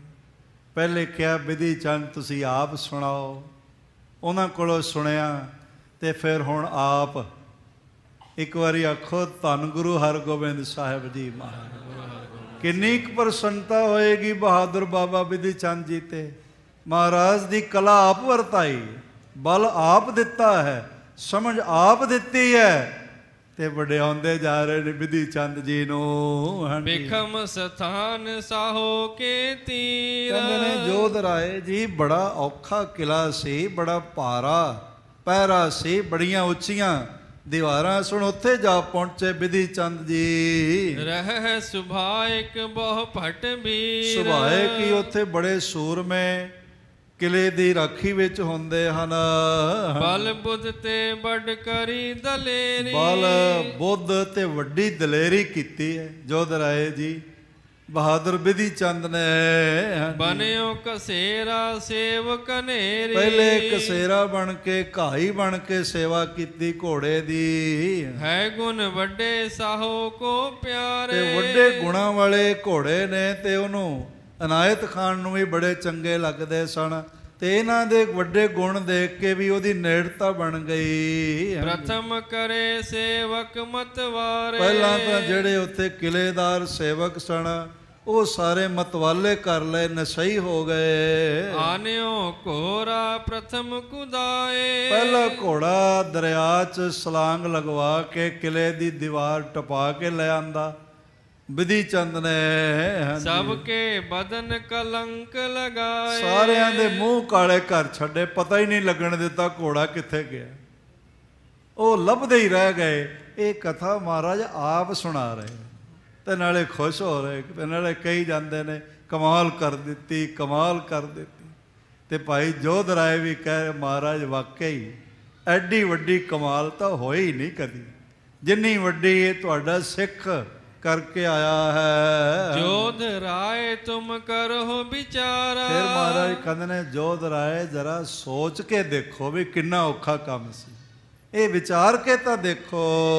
ਜਿਉਂ ਜਿਉਂ ਪੂਰਬ ਤੁਰੰਗ ਨਿਕਾਰਾ। ਜਿਵੇਂ ਜਿਵੇਂ ਪੂਰਾ ਜਿਸ ਤਰ੍ਹਾਂ ਨਾਲ ਪਹਿਲਾ ਘੋੜਾ ਕੱਢ ਕੇ ਲਿਆਂਦਾ ਗਇਓ ਬਹਰ ਇਹੋ ਲਿਆਏ ਸੁਹੇਲਾ। ਫਿਰ ਦੁਬਾਰੇ ਜਾ ਪਹੁੰਚੇ, ਕੋਈ ਪਛਾਣ ਨਹੀਂ ਸਕਿਆ। ਪਹਿਲੇ ਜਾਨ ਪਾਈ ਤੇ ਫਿਰ ਸੁਹੇਲੇ ਨੂੰ ਵੀ ਲੈ ਆਂਦਾ। ਪਹੁੰਚਨ ਪੀਠਿਗ ਹੁਤੋ ਦੁਹੇਲਾ। ਉਹਦੇ ਤਾਂ ਕੋਲ ਜਾਣਾ ਵੀ ਔਖਾ ਸੀ ਜੋਧ ਰਾਏ ਜੀ। ਬੇਸ ਬਣਾਇਓ ਹਿੰਦੁਸਤਾਨੀ। ਤੇ ਹਿੰਦੁਸਤਾਨੀ ਲਿਬਾਸ ਬਣਾ ਕਰਕੇ ਨਹਿ ਪਰ ਖਨ ਤੇ ਇਹ ਬਿਦ ਠਾਨੀ। ਕੋਈ ਇਹਨੂੰ ਸਮਝ ਵੀ ਨਾ ਸਕਿਆ ਵੀ ਉਹੀ ਹੈ ਜਿਹੜਾ ਪਹਿਲਾ ਘੋੜਾ ਲੈ ਗਿਆ ਸੀ। ਪਛਾਣ ਵੀ ਕੋਈ ਨਾ ਸਕਿਆ। ਖੋਜੀ ਬਨ ਕੀਨੋ ਸੰਵਾਦ। ਫਿਰ ਗੱਲਬਾਤ ਵੀ ਉਹਨਾਂ ਨਾਲ ਕੀਤੀ ਵੀ ਮੈਂ ਖੋਜੀ ਹਾਂ, ਖੋਜ ਕਰਨ ਵਾਲਾ ਹਾਂ। ਸਭ ਕੇ ਸੰਗ ਸਾਹੋ ਤੇ ਆਦ। ਉਸ ਅਨਾਇਤ ਖਾਨ ਸਮੇਤ ਸਾਰਿਆਂ ਨਾਲ ਜਿਨ੍ਹਾਂ ਦੇ ਕੋਲ ਹੀ ਰਹਿੰਦਾ ਰਿਹਾ ਸਭ ਨਾਲ ਗੱਲਬਾਤ ਕਰਦਾ ਰਿਹਾ। ਪਰ ਇਸ ਢੰਗ ਨਾਲ ਬੋਲੀ ਬਦਲ ਲਈ, ਲਹਿਜ਼ਾ ਬਦਲ ਲਿਆ, ਪਛਾਣ ਹੀ ਨਹੀਂ ਹੋ ਸਕੇ। ਹਾਂਜੀ ਕਹਿਓ ਰਜਤ ਪਣ ਲੱਖੋਂ ਦੇਨ। ਤੇ ਫਿਰ ਉਹਨੇ ਲੱਖਾਂ ਹੀ ਚਾਂਦੀ ਦੇ ਰੁਪਏ ਦੇਣ ਲਈ ਕਿਹਾ। ਹਮਰੇ ਹਿਤ ਕਰ ਚਾਹੇ ਨਾ ਲੈਣ। ਪਰ ਸਾਡੇ ਪਿਆਰ ਵਿੱਚ ਇਸ ਨੇ ਲਏ ਨਹੀਂ ਰੁਪਈਏ। ਰੁਪਈਏ ਲੈ ਕੇ ਘੋੜਿਆਂ ਬਾਰੇ ਨਹੀਂ ਦੱਸਿਆ। ਕੂਰ ਪਦਾਰਥ ਸਗਰੇ ਜਾਣੇ। ਦੁਨੀਆ ਦੇ ਤਮਾਮ ਪਦਾਰਥਾਂ ਨੂੰ ਇਹਨਾਂ ਨੇ ਕੂੜਾ ਸਮਝਿਆ। ਕੂੜਾ ਦਾ ਮਤਲਬ ਹੁੰਦਾ ਝੂਠਾ, ਤੇ ਦੂਜਾ ਕੂੜਾ ਦਾ ਮਤਲਬ ਹੁੰਦਾ ਜਿਹੜਾ ਕਿਸੇ ਵੀ ਕੀਮਤ ਤੇ ਬਰਦਾਸ਼ਤ ਨਾ ਹੋਵੇ, ਜਿਹਨੂੰ ਸੁੱਟਣ ਤੋਂ ਸਿਵਾਏ ਬੰਦਾ ਹੋਰ ਕੁਝ ਨਾ ਕਰ ਸਕਦਾ। ਇਹ ਸਵਾਣੀਆਂ ਸਵੇਰੇ ਘਰ ਵਿੱਚ ਝਾੜੂ ਲਾਉਂਦੀਆਂ ਨੇ ਤੇ ਕੂੜਾ ਇਕੱਠਾ ਹੁੰਦਾ ਨਾ, ਤੇ ਉਸ ਨੂੰ ਫਿਰ ਕੀ ਕਰਦੀਆਂ ਨੇ? ਬਾਹਰ ਸੁੱਟ ਦਿੰਦੀਆਂ ਨੇ। ਇਸ ਤਰ੍ਹਾਂ ਦੁਨੀਆ ਦੇ ਪਦਾਰਥਾਂ ਨੂੰ ਤਾਂ ਇਹਨਾਂ ਨੇ ਬਾਹਰ ਹੀ ਸੁੱਟ ਦਿੱਤਾ।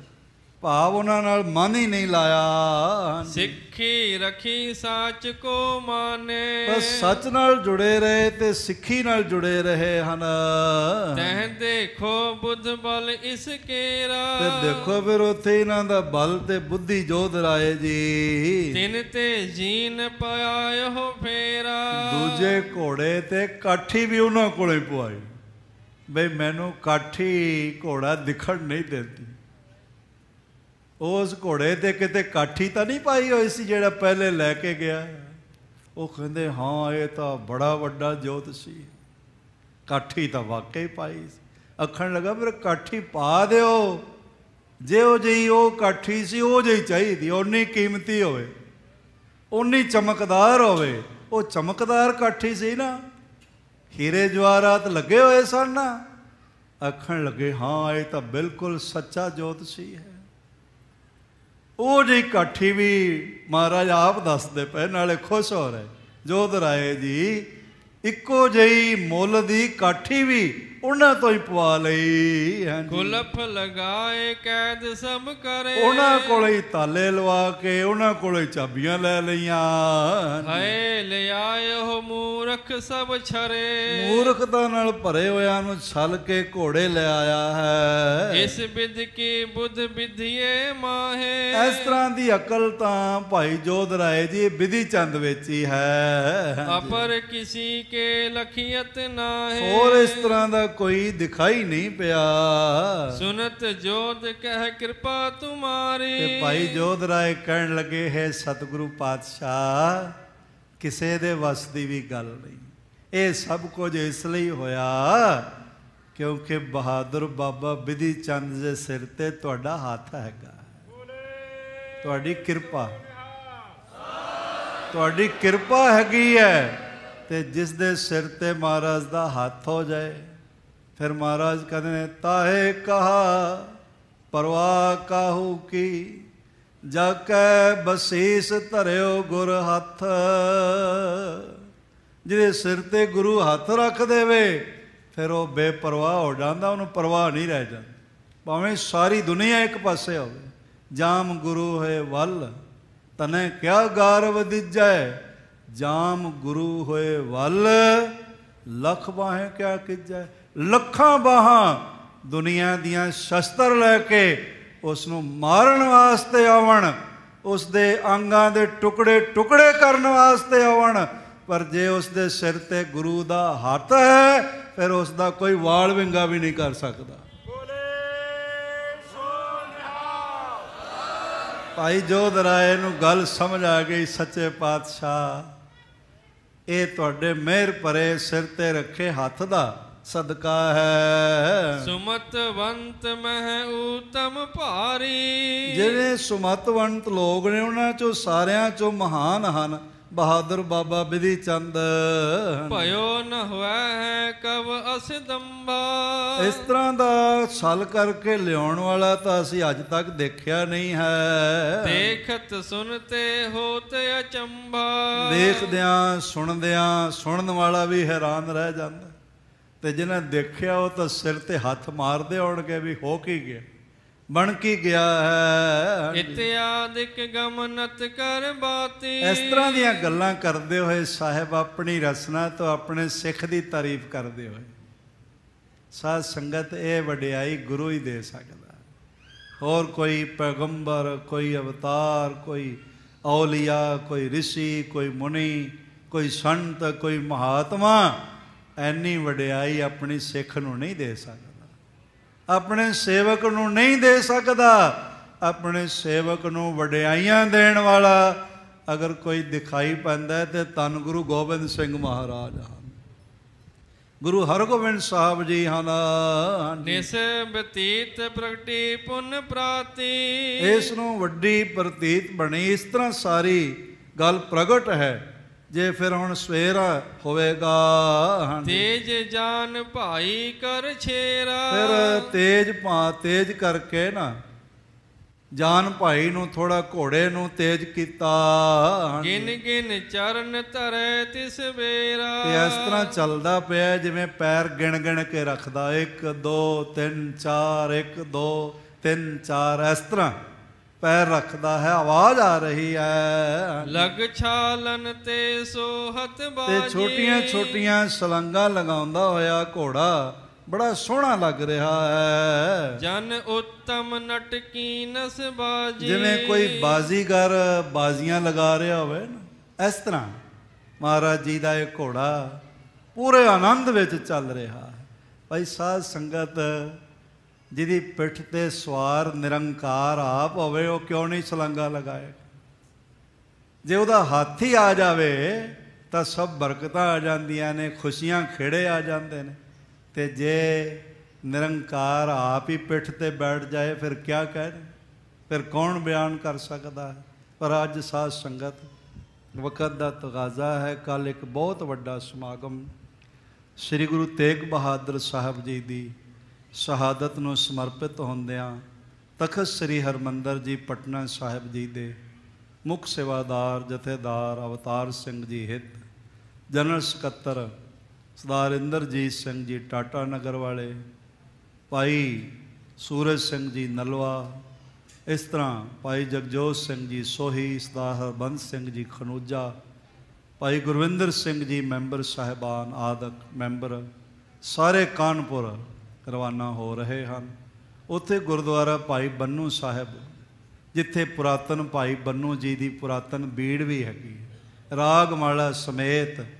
ਇਹ ਸਭ ਤੋਂ ਪੁਰਾਣੀ ਬੀੜ ਹੈ, ਪਹਿਲਾ ਉਤਾਰਾ ਹੈ ਗੁਰੂ ਗ੍ਰੰਥ ਸਾਹਿਬ ਜੀ ਦਾ। ਉੱਥੇ ਭਾਈ ਬੰਨੂ ਜੀ ਦੇ ਅਸਥਾਨ 'ਤੇ ਮੌਜੂਦ ਹੈ। ਜਿਹੜੇ ਕੁਝ ਸੱਜਣ ਰਾਗਮਾਲਾ 'ਤੇ ਸ਼ੱਕ ਕਰਦੇ ਨੇ ਉਹ ਜਾ ਕੇ ਪੜ੍ਹ ਸਕਦੇ ਨੇ ਵੀ ਹੈ ਕਿ ਨਹੀਂ ਹੈ। ਰਾਗਮਾਲਾ ਸਮੇਤ ਇਹ ਬੀੜ ਮਹਾਰਾਜ ਦੀ ਉੱਥੇ ਪ੍ਰਕਾਸ਼ਮਾਨ ਹੈ। 84 ਵਿੱਚ ਇਸ ਬੀੜ ਨੂੰ ਸੰਸਕਾਰ ਕਰਨ ਦਾ ਵੀ ਯਤਨ ਕੀਤਾ ਗਿਆ, ਪਰ ਉਹ ਬੀੜ ਉਹਨਾਂ ਦੇ ਹੱਥ 'ਚ ਨਾ ਰਹੀ, ਅਲੋਪ ਹੋ ਗਈ। ਤੇ ਜਦ ਬਾਅਦ ਵਿੱਚ ਆ ਕੇ ਗੁਰਸਿੱਖਾਂ ਨੇ ਦੇਖਿਆ, ਇੱਕ ਦਰਖਤ ਦੇ ਟਹਿਣੇ ਉੱਤੇ ਬਿਰਾਜੀ ਹੋਈ ਸੀ ਉਹ ਪੁਰਾਤਨ ਬੀੜ। ਉਹ ਪੁਰਾਤਨ ਬੀੜ ਹੱਥ ਲਿਖਤ ਉੱਥੇ ਦਰਸ਼ਨ ਵੀ ਕਰਾਏ ਜਾਂਦੇ ਨੇ ਸਮੇਂ ਸਮੇਂ। ਉਸ ਜਗ੍ਹਾ ਵੱਡਾ ਸਮਾਗਮ ਗੁਰੂ ਤੇਗ ਬਹਾਦਰ ਸਾਹਿਬ ਮਹਾਰਾਜ ਜੀ ਦੇ 400 ਸਾਲਾ ਪੁਰਬ, ਪ੍ਰਕਾਸ਼ ਪੁਰਬ, ਜੋ ਪਟਨਾ ਸਾਹਿਬ ਵਿਖੇ 3 ਤੋਂ 6 ਜਨਵਰੀ ਤੱਕ 2022 ਤੱਕ ਮਨਾਏ ਜਾਣੇ ਨੇ। ਫਿਰ ਨਾਲ ਹੀ 9 ਜਨਵਰੀ ਤੱਕ ਗੁਰੂ ਗੋਬਿੰਦ ਸਿੰਘ ਮਹਾਰਾਜ ਦੇ ਪ੍ਰਕਾਸ਼ ਦਿਵਸ ਮਨਾਏ ਜਾਣੇ ਨੇ। ਇਹ ਵਰਲਡ ਵਾਈਡ ਸੰਗਤਾਂ ਪਹੁੰਚਣਗੀਆਂ। ਤਖਤ ਪਟਨਾ ਸਾਹਿਬ ਵੱਲੋਂ ਸਾਰੀਆਂ ਸੰਗਤਾਂ ਨੂੰ ਇਹ ਸੰਦੇਸ਼ ਹੈ ਬਈ ਕੋਈ ਵੀ ਸਮਾਗਮ ਹੋਵੇ ਉਹਦੇ ਵਿੱਚ ਤੁਸੀਂ ਇਹ ਗੱਲ ਬੋਲਣੀ ਜ਼ਰੂਰ ਹੈ ਕਿ 400 ਸਾਲਾ ਗੁਰੂ ਤੇਗ ਬਹਾਦਰ ਜੀ ਦਾ ਪ੍ਰਕਾਸ਼ ਦਿਵਸ ਮਨਾਉਣ ਲਈ ਜਨਵਰੀ ਦੇ ਪਹਿਲੇ ਦਿਨਾਂ ਵਿੱਚ ਤਖਤ ਸ੍ਰੀ ਹਰਿਮੰਦਰ ਜੀ ਪਟਨਾ ਸਾਹਿਬ ਪਹੁੰਚਣਾ ਹੈ। ਹਰ ਤਰ੍ਹਾਂ ਦੇ ਸਮਾਗਮਾਂ ਵਿੱਚ ਇਹ ਅਨਾਉਂਸ ਕੀਤਾ ਜਾਏ। ਜੇ ਕੋਈ ਵੀ ਪੋਸਟਰ ਬਣੇ ਤੇ ਉਸ ਵਿੱਚ ਅਟਰੈਕਟਿਵ ਲਾਈਨ ਇੱਕ ਉੱਪਰ ਹੋਵੇ ਜਿਸ 'ਤੇ ਲਿਖਿਆ ਹੋਵੇ ਸਮਾਗਮ ਗੁਰੂ ਤੇਗ ਬਹਾਦਰ ਸਾਹਿਬ ਜੀ ਦੇ 400 ਸਾਲਾ ਪ੍ਰਕਾਸ਼ ਦਿਵਸ ਜੋ ਪਟਨਾ ਸਾਹਿਬ ਮਨਾਏ ਜਾ ਰਹੇ ਨੇ ਉਸ ਨੂੰ ਸਮਰਪਿਤ ਹੈ। ਸਾਰੇ ਗ੍ਰੰਥੀ ਸਾਹਿਬਾਨ ਨੂੰ ਇਹ ਸੰਦੇਸ਼ ਹੈ ਬਈ ਤੁਸੀਂ ਅਰਦਾਸ ਵਿੱਚ ਇਹਦਾ ਜ਼ਿਕਰ ਜ਼ਰੂਰ ਕਰੋ। ਸੰਗਤਾਂ ਨੂੰ ਪਹੁੰਚਣ ਵਾਸਤੇ ਮਹਾਰਾਜ ਜੀ ਕੋਲੋਂ ਮੰਗ ਕਰੋ। ਕਰੋਨਾ ਮਹਾਮਾਰੀ ਦਾ ਸਮੂਲ ਵਿਨਾਸ਼ ਲਗਭਗ ਹੋ ਹੀ ਗਿਆ ਹੈ। ਜੇ ਥੋੜ੍ਹਾ ਬਹੁਤਾ ਕਿਧਰੇ ਹੈ ਉਹ ਵੀ ਖਤਮ ਹੋ ਜਾਏ ਤੇ ਵੱਡੇ ਸਮਾਗਮ ਹੋਣਗੇ। ਕਈ ਦੇਸ਼ਾਂ ਦੇ ਪ੍ਰਾਈਮ ਮਿਨਿਸਟਰ ਪਹੁੰਚਣਗੇ, ਕਈ ਦੇਸ਼ਾਂ ਦੀਆਂ ਸਿੱਖ ਸੰਗਤਾਂ ਪਹੁੰਚਣਗੀਆਂ ਔਰ ਬਹੁਤ ਵੱਡੇ ਸਮਾਗਮ ਜਿਹੋ ਜਿਹੇ ਅੱਜ ਤੱਕ ਨਾ ਕਿਧਰੇ ਹੋਏ ਹੋਣ ਉਹ ਜਿਹੇ ਸਮਾਗਮ ਦੇਸ਼ ਦੇ ਪ੍ਰਾਈਮ ਮਿਨਿਸਟਰ ਔਰ ਬਿਹਾਰ ਪ੍ਰਾਂਤ ਦੇ CM, ਗਵਰਨਰ, ਹੋਰ ਸਟੇਟਾਂ ਦੀਆਂ ਸਰਕਾਰਾਂ ਦੇ ਸਾਰੇ ਮੁਖੀ ਇੱਥੇ ਪਹੁੰਚਣਗੇ ਔਰ ਬਹੁਤ ਵੱਡੇ ਸਮਾਗਮ ਇਹ ਹੋਣ ਜਾ ਰਹੇ ਹਨ। ਉਸੇ ਲੜੀ ਵਿੱਚ ਕੱਲ੍ਹ ਸਮਾਗਮ ਕਾਨਪੁਰ ਦੀਆਂ ਸੰਗਤਾਂ ਨਾਲ ਮਿਲ ਕੇ ਤਖਤ ਸ੍ਰੀ ਹਰਿਮੰਦਰ ਜੀ ਪਟਨਾ ਸਾਹਿਬ ਵੱਲੋਂ ਭਾਈ ਹਰਪਾਲ ਸਿੰਘ ਜੀ ਜੱਗੂ ਲਖਨਊ ਵਾਲੇ ਜੱਗੀ ਜੀ ਦੇ ਸਾਰੇ ਸਹਿਯੋਗ ਸਦਕਾ ਔਰ ਕਾਨਪੁਰ ਦੀਆਂ ਸੰਗਤਾਂ, ਗੁਰਦੁਆਰਾ ਭਾਈ ਬੰਨੋ ਜੀ ਦੀ ਪ੍ਰਬੰਧਕ ਕਮੇਟੀ, ਸਾਰੇ ਸਹਿਯੋਗ, ਭਾਈ ਮਨਜੀਤ ਸਿੰਘ ਜੀ ਰਿੰਕੂ ਭਾਟੀਆ ਇੰਦੌਰ ਵਾਲੇ ਜੋ ਗੁਰਦੁਆਰਾ ਗੁਰੂ ਨਾਨਕ ਪਾਤਸ਼ਾਹ ਜੀ ਦਾ ਸ੍ਰੀ ਇਮਲੀ ਸਾਹਿਬ ਇੰਦੌਰ ਦੇ ਮੁੱਖ ਸੇਵਾਦਾਰ ਨੇ, ਉਹਨਾਂ ਨੇ ਵੀ ਪਹੁੰਚਣਾ ਹੈ। ਹੋਰ ਇਸ ਤਰ੍ਹਾਂ ਬੜੀਆਂ ਵੱਡੀਆਂ ਹਸਤੀਆਂ ਸਿੱਖ ਕੌਮ ਦੀਆਂ ਉੱਥੇ ਪਹੁੰਚ ਰਹੀਆਂ ਨੇ ਔਰ ਕਾਨਪੁਰ, ਲਖਨਊ, ਇਟਾਵਾ ਅਤੇ ਲਾਗੇ ਫਫੂੰਦ, ਝੀਂਝਕ ਔਰ ਹੋਰ ਇਸ ਤਰ੍ਹਾਂ ਦੇ ਇਲਾਕਿਆਂ ਦੀਆਂ ਸੰਗਤਾਂ ਨੂੰ ਵੀ ਸਾਰੀਆਂ ਨੂੰ ਸੰਦੇਸ਼ ਹੈ ਬਈ ਕੱਲ੍ਹ ਵੱਧ ਚੜ੍ਹ ਕੇ ਪਹੁੰਚੋ। 9 ਵਜੇ ਤੋਂ ਲੈ ਕੇ ਕੋਈ 1 ਵਜੇ ਤੱਕ ਜਿਹੜੇ ਸਮਾਗਮ ਨੇ ਚੱਲਣੇ ਨੇ। ਗੁਰਦੁਆਰਾ ਭਾਈ ਬੰਨੋ ਸਾਹਿਬ GT ਰੋਡ ਕਾਨਪੁਰ ਵਿਖੇ ਸਾਰਿਆਂ ਨੇ, ਸਾਰੇ ਪ੍ਰਬੰਧਕ ਉੱਥੇ ਪਹੁੰਚ ਰਹੇ ਨੇ। ਦਾਸ ਨੇ ਵੀ ਹੁਣੇ ਹੀ ਇੱਥੋਂ ਆਪ ਜੀ ਕੋਲੋਂ ਆਗਿਆ ਲੈ ਕੇ ਤੇ ਕਾਨਪੁਰ ਰਾਤੋਂ ਰਾਤ ਪਹੁੰਚਣਾ। ਸਵੇਰੇ ਸਮਾਗਮਾਂ ਵਿੱਚ ਹਾਜ਼ਰੀਆਂ ਭਰਨੀਆਂ ਨੇ। ਬੜੇ ਪ੍ਰੇਮ ਨਾਲ ਆਪ ਨੇ ਸਰਵਣ ਕੀਤਾ। ਬਾਰੰਬਾਰ ਸਭ ਦਾ ਹਾਰਦਿਕ ਤੌਰ 'ਤੇ ਧੰਨਵਾਦ, ਭੁੱਲਾਂ ਚੁੱਕਾਂ ਦੀ ਖਿਮਾ। ਆਓ 2 ਮਿੰਟ ਮਿਲ ਕੇ ਸਾਰੇ ਮਹਾਮੰਤਰ ਗੁਰਮੰਤਰ ਦੇ ਜਾਪ ਕਰੀਏ, ਫਿਰ ਅਰਦਾਸ ਤੇ ਫਿਰ ਖਿਮਾ ਪ੍ਰਾਰਥੀ ਹੋਵਾਂਗੇ। ਵਾਹਿਗੁਰੂ ਵਾਹਿਗੁਰੂ ਵਾਹਿਗੁਰੂ ਵਾਹਿਗੁਰੂ ਵਾਹਿਗੁਰੂ ਵਾਹਿਗੁਰੂ। ਸਾਰੇ ਪੜੋ ਜੀ। ਵਾਹਿਗੁਰੂ ਸਾਰੇ ਜਪੋ। ਵਾਹਿਗੁਰੂ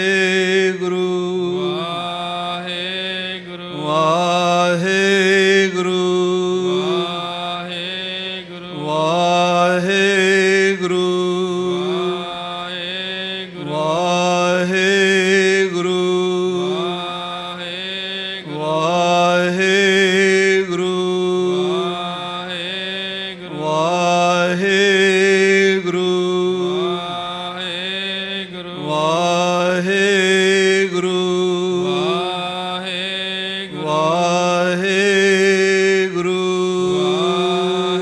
ਵਾਹਿਗੁਰੂ। ਵਾਹਿਗੁਰੂ ਜੀ ਕਾ ਖਾਲਸਾ, ਵਾਹਿਗੁਰੂ ਜੀ ਕੀ ਫਤਿਹ। ਖਾਲਸਾ ਜੀ ਚੈਨਲ ਨੂੰ ਸਬਸਕ੍ਰਾਈਬ ਕਰਨ ਤੋਂ ਬਾਅਦ 'ਚ ਆਲ ਨੋਟੀਫਿਕੇਸ਼ਨ ਨੂੰ ਜ਼ਰੂਰ ਔਨ ਕਰੋ ਤਾਂ ਕਿ ਸਾਡੀ ਕਥਾ ਕੀਰਤਨ ਦੀ ਹਰ ਵੀਡੀਓ ਤੁਹਾਡੇ ਤੱਕ ਪਹੁੰਚਦੀ ਰਹੇ ਅਤੇ ਵੀਡੀਓ ਨੂੰ ਲਾਈਕ ਕਰਨਾ ਨਾ ਭੁੱਲਣਾ ਜੀ।